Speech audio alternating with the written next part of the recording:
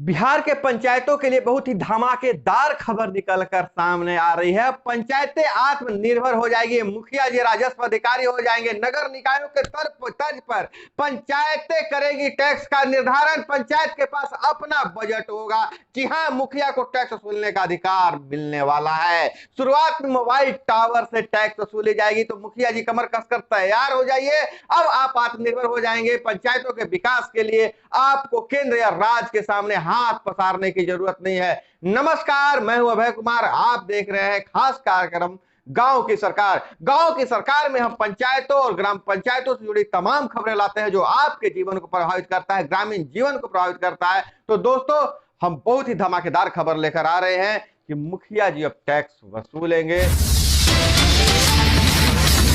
खबर के अंत तक बने रहिएगा, बहुत ही महत्वपूर्ण जानकारी है। बिहार की पंचायतें अब आत्मनिर्भर हो जाएगी। क्या खबर निकल कर आ रही है और क्या है खुलासा हुआ है, थोड़ा सा जानने की जरूरत है। बिहार मुखिया को टैक्स वसूलने का मिलेगा अधिकार। शुरुआत मोबाइल टावर से मुखिया जी शुरुआत करेंगे टैक्स वसूलने का। लेकिन पूरी हम जानकारी पर नजर डालते हैं, पूरी जानकारी आपको देने का प्रयास करते हैं। गांव की जमीन से वसूले गए 9 करोड़ 68 लाख राजस्व गांव के विकास पर ही खर्च किए जाएंगे। जी हां, गांव से जो टैक्स वसूले जा रहे हैं वह गांव के विकास पर ही खर्च किया जाएगा। और वह राशि है गांव के जमीन से जो वसूला गया है 9.68 करोड़ राजस्व गांवों के विकास पर ही खर्च किए जाएंगे। नगर निकायों की तरफ सरकार ने पंचायतों को भी आत्मनिर्भर बनाने का काम शुरू कर दिया है। सरकार पंचायतों को अपने पैसे पर खड़ा करने और स्थानीय स्वशासन की अवधारणा को जमीन पर उतारने के लिए कई तरह के कार्रवाई कर रही है।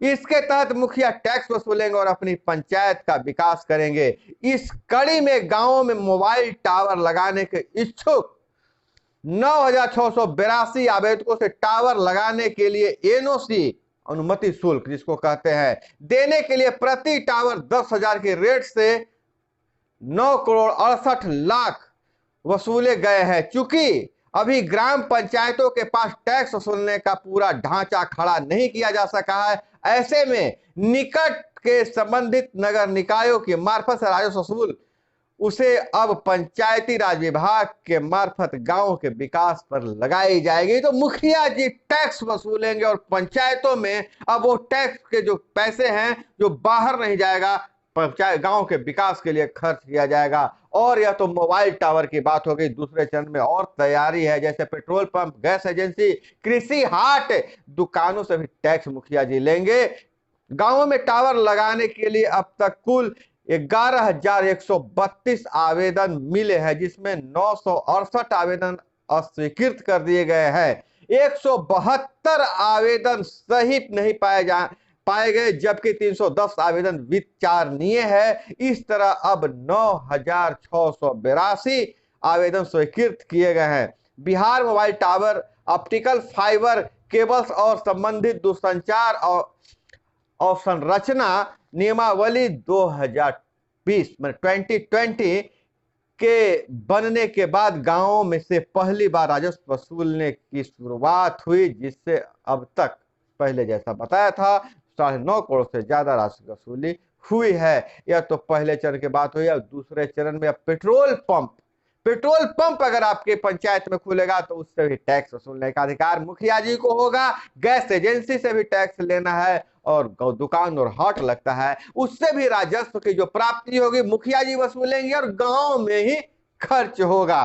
पंचायतों में टैक्स वसूली का अधिकार देने की कार्रवाई शुरू कर दिया जा चुका है। पंचायती राज मंत्री सम्राट चौधरी ने बताया कि आर्थिक रूप से पंचायती राज संस्थाएं मजबूत हो, इसके लिए आने वाले समय में उनके क्षेत्र के अंदर पड़ने वाले petrol pump, mobile tower, gas agency, कृषि हाट, दुकान आदि आर्थिक लाभ कमाने वाली अन्य संस्थाओं से टैक्स वसूलने का अधिकार पंचायतों को देने की तैयारी है। वर्तमान में सरकारी अनुदान से होते हैं पंचायतों का विकास, लेकिन खुद अब पंचायतें आत्मनिर्भर होने वाली है। फिलहाल पेयजल, कच्चे सड़कों की ब्रिक सोलिंग और आंगनवाड़ी केंद्रों का निर्माण, नाला निर्माण, सड़कों, नालों, पोखरों, कुओं आदि की सफाई, मृत जानवरों एवं लवारिस शवों का निष्पादन, पुस्तकालयों में सुदृढ़ीकरण, सार्वजनिक स्थलों पर सोलर लाइट लगाने समेत विकास के सभी काम सरकारी अनुदान के बदौलत किए जाते हैं। लेकिन अब सरकार जो है पंचायती राज विभाग पंचायतों को आत्मनिर्भर बनाने का बेड़ा उठा लिया है। अब मुखिया जी ग्राम पंचायत नगर निकायों के तर्ज पर खुद से टैक्स वसूलेंगे और अपने पंचायतों के विकास के लिए खर्च करेंगे। और इसमें क्या क्या सुधार किया जा सकता है, कब तक लागू होगा, आपको क्या लगता है, कमेंट में जरूर बताइएगा। और इसी तरह से खबरों के लिए, ब्रेकिंग न्यूज के लिए जुड़े रहिए हमारे साथ। मिलते हैं अगले वीडियो में। जय हिंद, वंदे मातरम।